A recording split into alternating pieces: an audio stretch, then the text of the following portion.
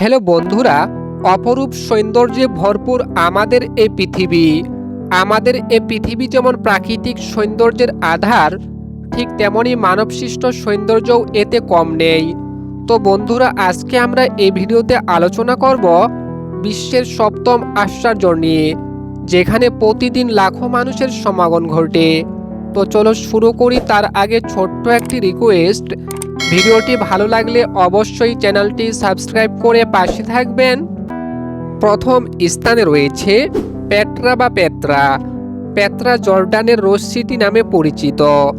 পেত্রার চারপাশ গোলাপি মাটির খাড়া বাঁধের জন্যই এর ডাকনাম রোজ সিটি। পেত্রা জর্ডানের দক্ষিণ পশ্চিমের একটি গ্রাম, ওয়াদি মুসার ঠিক পূর্বে হুর পাহাড়ের পদতলে অবস্থিত। একসময় এ পেত্রা নগরটি অত্যন্ত সুন্দর ও সুরক্ষিত একটি দুর্গ ছিল। পেত্রা নামটি একটি গ্রিক শব্দ পেট্রোস থেকে এসেছে বলে অনুমান করা হয়, যার অর্থ পাথর। এই নগরটি পাথরের তৈরি বলে এমন নামকরণ করা হয়েছে। পেত্রা প্রায় 264 বর্গ কিলোমিটার এলাকা জুড়ে অবস্থিত। উচ্চতা প্রায় 810 মিটার। 400 থেকে 200 খ্রিস্টাব্দ পর্যন্ত এটি গাবাতাইন রাজ্যের রাজধানী ছিল। তবে 363 সালের ভূমিকম্পে এর দালানগুলো ধ্বংস হয়ে যায়। পেত্রার মধ্যে একটি অর্ধগোলাকার নাট্যশালা রয়েছে, যেখানে 1500 দর্শক একসাথে বসতে পারে। এছাড়াও এখানে ছিল 1500 দর্শক ধারণ ক্ষমতার একটি স্টেডিয়াম, 10,000 বর্গফিটের একটি বিচারালয়। এছাড়াও এখানে লাইব্রেরি এবং সৈন্যদের ব্যারাকও ছিল। পেত্রার মূল আকর্ষণ হচ্ছে খাজনাতে ফেরাউন মন্দির। পেত্রাকে 2007 সালে পৃথিবীর সপ্তম আশ্চর্যের মধ্যে অন্তর্ভুক্ত করা হয়। 2 নম্বরে রয়েছে তাজমহল। তাজমহল হলো ভারতের উত্তরপ্রদেশের আগ্রায় যমুনা নদীর তীরে অবস্থিত একটি রাজকীয় সমাধি। মুঘল সম্রাট শাহজাহান তার স্ত্রী আরজুমান্দ বানু বেগম, যিনি মুমতাজ মহল নামে পরিচিত, সেই মুমতাজ মহলের স্মৃতির উদ্দেশ্যে এই অপূর্ব স্থাপনাটি তিনি নির্মাণ করেন, যার নির্মাণ কাজ শুরু হয়েছিল 1632 সালে এবং সম্পন্ন হয় 1653 সালে। এটির প্রধান নির্মাতা ছিলেন ওস্তাদ আহমেদ লাহোরী। এটির নির্মাণ কাজে প্রায় 32,000-এরও বেশি শ্রমিকের প্রয়োজন হয়েছিল এবং খরচ হয়েছিল প্রায় 32 মিলিয়ন টাকা, যা বর্তমানে 52.8 বিলিয়ন টাকা। মমতাজের প্রকৃত সমাধিতে ক্যালিগ্রাফিক শিলালিপি হিসাবে আল্লাহর 99টি নাম রয়েছে। 14তম সন্তান জন্মদানের সময় ইন্তেকাল করেন মুমতাজ মহল। দামি রত্ন যেমন সাদা প্রবাল, অনিক্স, কর্নেলিয়া, নীলা, লাজিব লাজুলি, সাদা মার্বেল দিয়ে বানানো তাজমহল পূর্ণিমার আলোয় মুক্তার মতো ঝলমল করে। তাজমহলের উচ্চতা 213 ফিট।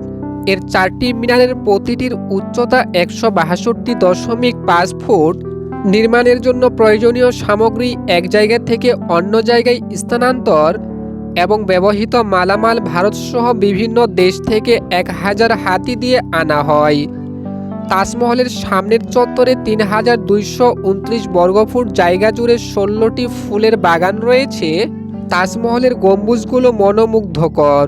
সূর্যোদয়ের সময়ে গম্বুজের সাদা মার্বেল গোলাপি আভা ছড়ায়। তাজমহলকে 2007 সালে বিশ্বের সপ্তম আশ্চর্যের অন্তর্ভুক্ত করা হয়। 3 নম্বরে রয়েছে চিচেন ইৎজা। মেক্সিকোর উত্তরে ইউকাটান উপদ্বীপে অবস্থিত মায়া সভ্যতার একটি বড় শহর হলো এই চিচেন ইৎজা। এই শহরটির আয়তন ছিল 100 বর্গ কিলোমিটার। মেক্সিকোতে পর্যটকদের সবচেয়ে প্রিয় দর্শনীয় স্থানের তালিকায় চিচেন ইৎজার নাম থাকবে সবার উপরে। চিচেন ইৎজা শব্দের অর্থ হলো কুয়োয় যাওয়ার মুখ। সুপেয় জলের কূপগুলোর জন্যই প্রাচীন মেক্সিকানরা এখানে বসতি স্থাপন করে। এই শহরটিতে প্রায় 50,000 এর বেশি মানুষ বসবাস করত। এখানকার সবচেয়ে আইকনিক ল্যান্ডমার্কগুলির মধ্যে অন্যতম হল ক্যাস্টিলো পিরামিড। এই পিরামিডটি মূলত সূর্য দেবতার মন্দির হিসাবে পরিচিত ছিল। এর চারিদিকে 365টি সিঁড়ির ধাপ রয়েছে। অনুমান করা হয় 1400 বছর আগে 600 সালে এটি নির্মাণ করা হয়। বর্তমানে চিচেন ইৎজা মেক্সিকোর রাষ্ট্রীয় সম্পদ। 1988 সালে ইউনেস্কো এটিকে ওয়ার্ল্ড হেরিটেজ সাইট হিসাবে ঘোষণা করে। 2007 সালে এটি বিশ্বের 7ম আশ্চর্যের মধ্যে অন্তর্ভুক্ত করা হয়। এরপরে রয়েছে মাচু পিচু। মাচু পিচু দক্ষিণ আফ্রিকার অন্যতম প্রধান প্রত্নতাত্ত্বিক কেন্দ্র ও পেরুর সবচেয়ে আকর্ষণীয় দর্শনীয় স্থান।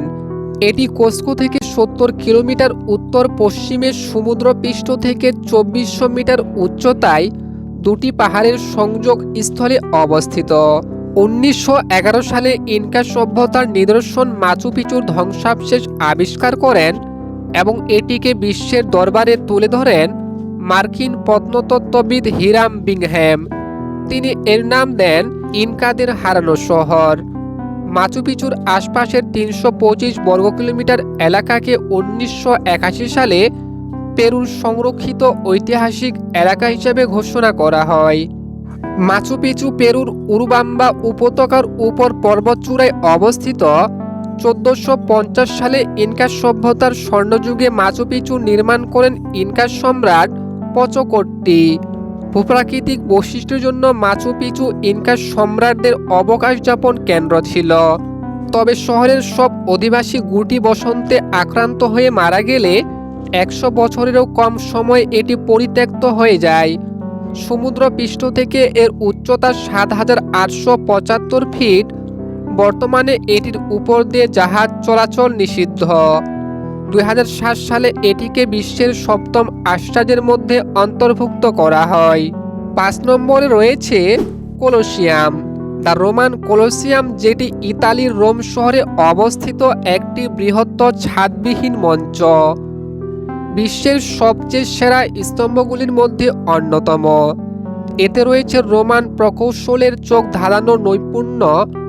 অনুমান করা হয় এটি সাধারণত বিভিন্ন প্রদর্শনী এবং কোনো প্রতিযোগিতার জন্য নির্মাণ করা হয়েছিল। 70 থেকে 72 সালের কোনো এক সময়ে এটির নির্মাণ কাজ শুরু করেন সম্রাট ভেসপাসিয়ান ও সম্রাট টিটুস। 80 সালে সম্রাট টিটুসের আমলে এর কাজ সম্পন্ন হয়। কলোসিয়ামের মূল এলাকা 6 একর, উচ্চতা 48 মিটার, দৈর্ঘ্য 188 মিটার এবং চওড়া 156 মিটার। আর প্রত্যেক তলায় 80টি করে 3টি লেভেলে 240টি আর্চ বা ঢোকার পথ রয়েছে। কলোসিয়ামের লোকধারণ ক্ষমতা 50,000। ইতিহাসবিদরা জানান কলোসিয়ামের নির্মাণ কাজ শুরু করার সময় হাতি, গন্ডার, সিংহ, ভালুক, বুনো মহিষ সহ 9,000 প্রাণীকে হত্যা করা হয়। এই ঐতিহাসিক কলোসিয়াম দেখার জন্য বছরে প্রায় 40 লাখ মানুষ এখানে ঘুরতে আসেন। মধ্যযুগে বেশ কিছুবার ভূমিকম্পের ফলে এর বেশিরভাগ অংশ ধ্বংস হয়ে যায়। এই কলোসিয়ামের মূল আকর্ষণ হচ্ছে গ্ল্যাডিয়েটরস যুদ্ধ এবং সিংহ পশুর লড়াই, যেখানে তারা বিভিন্ন প্রাণীর লড়াই দেখে আনন্দ উপভোগ করত। 4 তলা বিশিষ্ট বৃত্তাকার ছাদবিহীন কলোসিয়ামের নির্মাণ শৈলী বিস্মিত করে সবাইকে।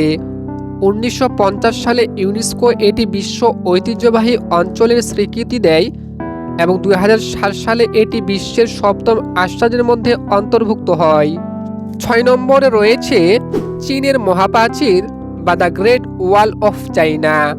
চীনের মহাপ্রাচীর বা গ্রেট ওয়াল অফ চায়না হল বিশ্বের দীর্ঘতম প্রাচীর। খ্রিস্টপূর্ব 5 শতক থেকে 16 শতকে চীনের উত্তর সীমান্ত রক্ষার জন্য এই প্রাচীরটি তৈরি করা হয়। অনেক রাজবংশ এই প্রাচীরটি নির্মাণে অংশগ্রহণ করেছে। এর মোট দৈর্ঘ্য 21,196 বর্গ কিলোমিটার, উচ্চতা 4 মিটার থেকে 9 মিটার এবং চওড়া 9 মিটার বা 32 ফিট এর বেশি।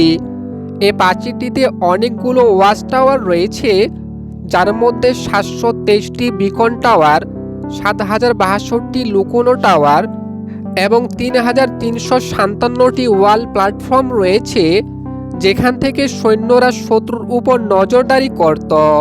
চীনের উত্তর সীমান্তকে মঙ্গোলীয়দের হাত থেকে রক্ষার জন্য খ্রিস্টপূর্ব 220 থেকে 206 সালে চীনের সম্রাট কিং শিং হোয়াং এটি নির্মাণের উদ্যোগ নেন।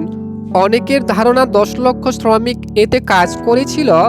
তাদের মধ্যে 3 লক্ষ শ্রমিক বিভিন্ন দুর্ঘটনায় প্রাণ হারায় এটির নির্মাণে উপাদান হিসাবে ব্যবহৃত হয় মাটি, পাথর, কাঠ, ইট ও বালি।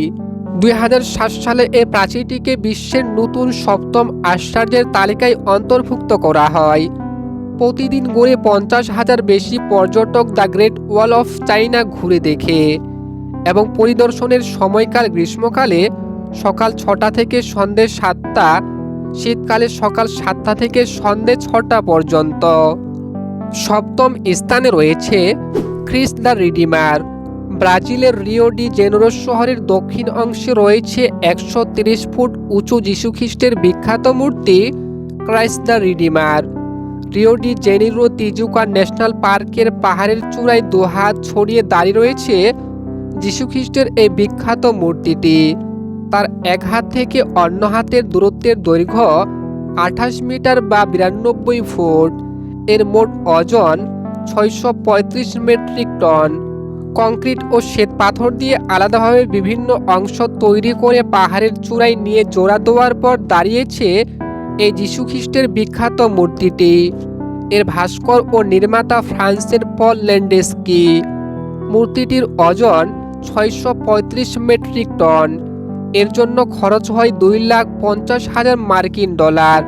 1921 সালে দ্য রিডিমার ক্রাইস্টের তৈরির কাজ শুরু হয় এবং 1931 সালে এটির নির্মাণের কাজ শেষ হয় এবং সেই বছরে 11 অক্টোবর এর উদ্বোধন করা হয়, যেটি তৈরি করা হয় ব্রাজিলের পেড্রো শাসকের কন্যা রাজকুমারী ইসাবেলের স্মৃতিতে।